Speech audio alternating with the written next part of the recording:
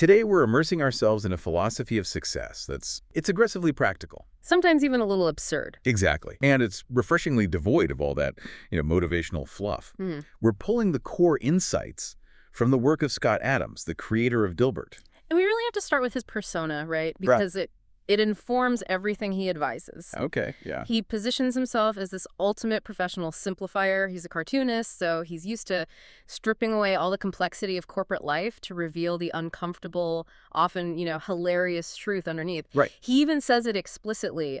I'm not an expert, don't just trust me. But you can use these models as a framework to test against your own experience. I love that. It's a great caveat. It gives us permission to explore some pretty radical ideas without taking them as, gospel. Our mission today is really to unpack this surprising model he has for effort and for failure and persistence. Precisely. We're here to tackle the central paradox of his whole philosophy. Which is, Why the decades-old tradition of setting hard, specific goals might be the very thing holding you back, and why building repeatable, consistent systems is just a superior path. and he throws down the gauntlet right away with that famous line, goals are for losers. Mm-hmm. I mean, that sounds super dramatic. Yeah. So what's the argument there? Why does he actually say that? It's all about the psychological cost. But first, let's just clarify the definitions he uses. A goal is a specific future target, right? Like win a promotion, lose 10 pounds, write a book. Okay. A system is something you do on a regular basis that increases your odds of long-term success. So if your goal is to lose 10 pounds, then until you hit that final number, you are psychologically failing every single day. Exactly. You exist in this state of continuous nagging inadequacy, and that psychological strain is heavy. It's why people burn out. And here's the insidious part of the loop. Even if you do succeed, that feeling of purpose is so fleeting. You train for a year, you run the marathon, you cross the finish line. You get this incredible but temporary high. Right. And then what? The purpose is often instantly gone. You either feel empty or you have to set a new, equally daunting goal, which locks you right back into that cycle of pre-success failure. Whereas the system-oriented person just bypasses that entire emotional treadmill. Mm-hmm. If the goal was run a marathon, the system is exercise daily for 30 minutes. If you apply the system today, you succeed today. And that constant small positive reinforcement is absolutely critical for just maintaining your energy, for keeping discouragement at bay. And this focus on simplification, it brings us to what he argues is the highest leverage point in his entire structure. Yeah, he argues that we need a single universal metric to guide all our choices, just like capitalism in all its insane complexity basically boils down to one simple metric. Profit. Profit. So he asks, what's the human equivalent of that? Okay, that makes sense. But what is it? Is it time management? Is it, Oh. I don't know, wealth? No, it's simpler. The metric that cuts across everything, health, relationships, career, is personal energy. The entire system you should adopt is just this. Make choices that maximize calm, focused energy. That's fascinating. Why energy specifically? I would have expected something like productivity. Because energy is the foundational engine. If you optimize for energy, everything else just improves in a cascade effect without you even focusing on it. How so? Well, if you have high energy, you're more patient with your spouse, you're more focused at work, you write better, you exercise automatically, your willpower for hard tasks is just higher. Optimizing energy is optimizing success. So it changes your perspective. You stop asking, is this task necessary? And you start asking, will this task unnecessarily deplete my battery? Exactly. Why am I going shopping right now when I know it's going to stress me out? If a choice leads to stress or exhaustion, it is fundamentally a bad system no matter what the short-term benefit looks like. It becomes the guardrail for every single choice you make. Now, this requires a lot of persistence, which means dealing with setbacks. And Adams. I mean, he only succeeded in cartooning after failing spectacularly in the corporate world. So how does his system handle failure? He sees failure as a resource. It's the necessary input for learning. His whole philosophy is built on the fact that you can succeed even if you fail 95% of the time, as long as you're systematic about what you learn from those failures. He has a glorious history of failure that proves this. Let's talk about the early days. He invented a Velcro rosin bag for tennis players. And it completely failed to sell. Right. But what did he learn? Not that he was bad at inventing, but that good ideas have almost zero value. The market only rewards execution, and he just didn't have the system for that yet. And think about how he transferred knowledge from other failures.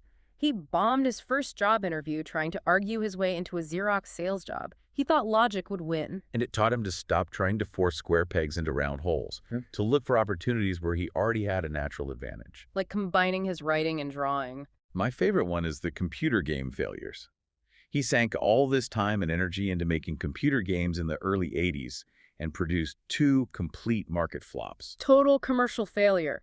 But here's the systemic payoff. The technical knowledge he got from those 2 failures, just being immersed in that early world of coding, it immediately made him look like a technical genius in the banking world he worked in. So the failure paid him this massive dividend in credibility and salary because he had a system to harvest the knowledge from it. It sounds like a conscious strategy for managing luck itself. Yeah. If success is a mix of desire, hard work, brains, and luck, you can't control luck, but you can control the conditions that make it more likely to find you. And that's a core insight. He models life as a kind of slot machine. Right. It doesn't ask for money. It asks for your time, your focus, your energy. And because the slot machine has rare but certain payoffs, if you just pull the handle long enough. Meaning, if you keep trying things, keep iterating your systems. Success is mathematically guaranteed, even if you fail 99% of the time. You just have to stay in the game. But doesn't that analogy feel a bit reckless? I mean, the slot machines, they're about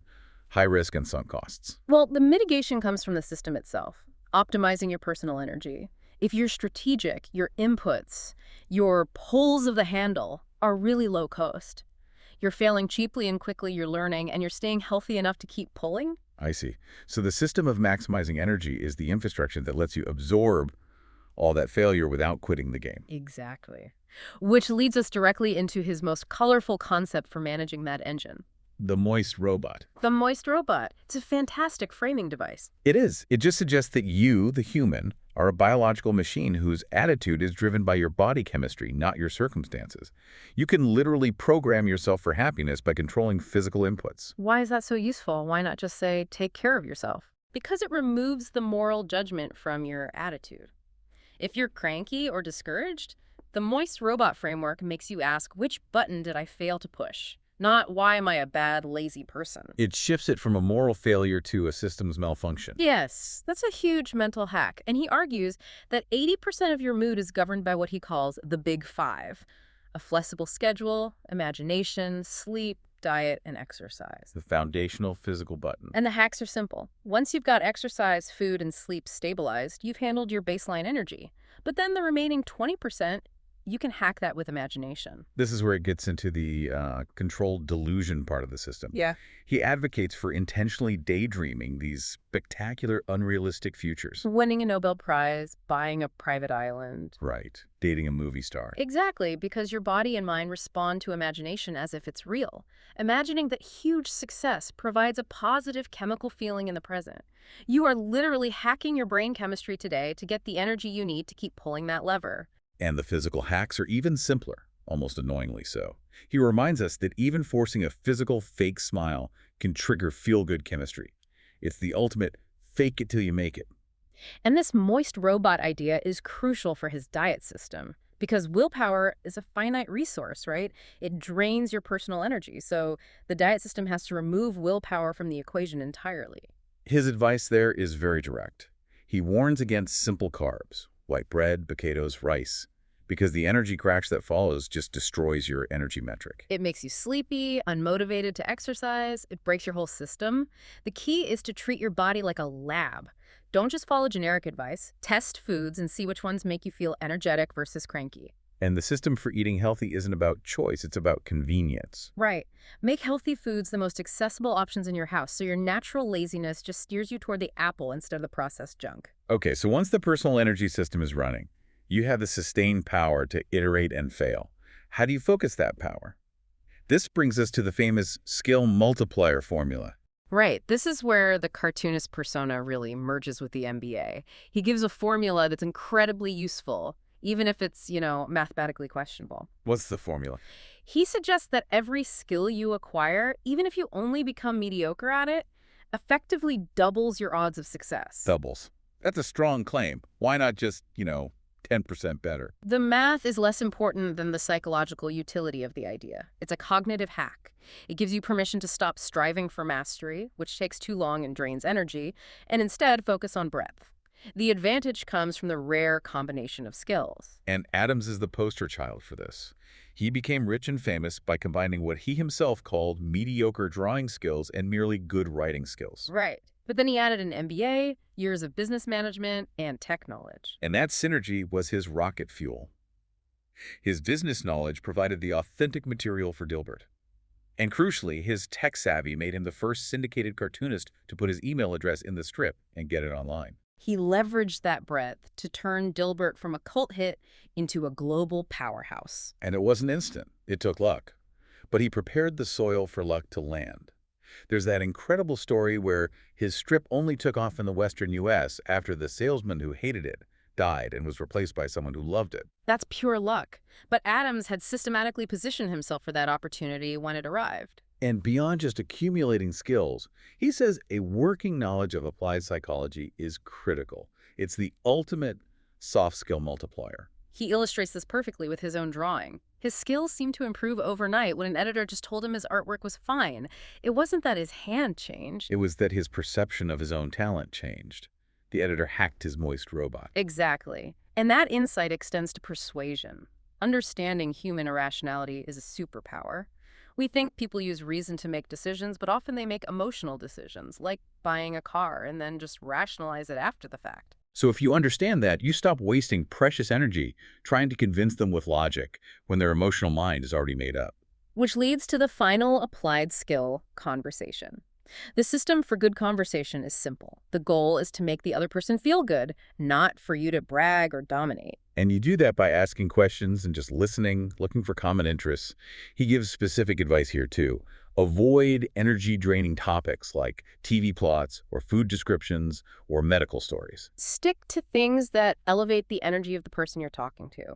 If you walk away from a conversation and they feel great, you've succeeded. You've optimized the social system for future luck.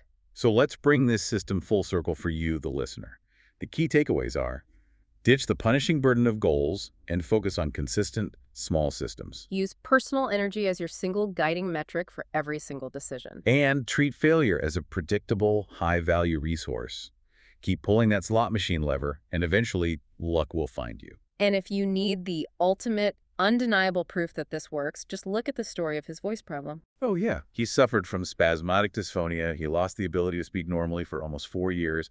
It was a completely consuming professional and personal failure. A total disaster. But he applied his system to it relentlessly. He used affirmations. I, Scott Adams, will speak perfectly 15 times a day. He charted his symptoms on a spreadsheet. He used Google alerts to scour the globe for any mention of a cure. And that multi-pronged system eventually led him to a report about an experimental nerve surgery in Japan. He pursued it, took the risk, and the system worked. And not only did it work, the surgeon's fix, combined with the years of voice training Adams had already done, resulted in a voice that was far more functional and appealing than the one he had before the problem even began. The system didn't just fix the failure, it used the failure as a resource to generate a net improvement. It proves that by managing the failure, you ensure you're ready when the luck, the breakthrough, finally arrives. And that leaves us with this final provocative thought. If every skill you acquire, even if mediocre, doubles your odds of success, what is the next mediocre skill you should acquire right now? He gives a list. Public speaking, basic accounting, business writing, design basics, proper voice technique, persuasion, psychology. Conversation. Don't strive for mastery. Don't worry about being the best designer. Just pick one skill that you're currently mediocre at and focus on becoming merely good at it. What is the one low-cost system you can implement this week to start making luck an easier target for yourself? The compounding effect of those combined skills is where the real success of the system lies.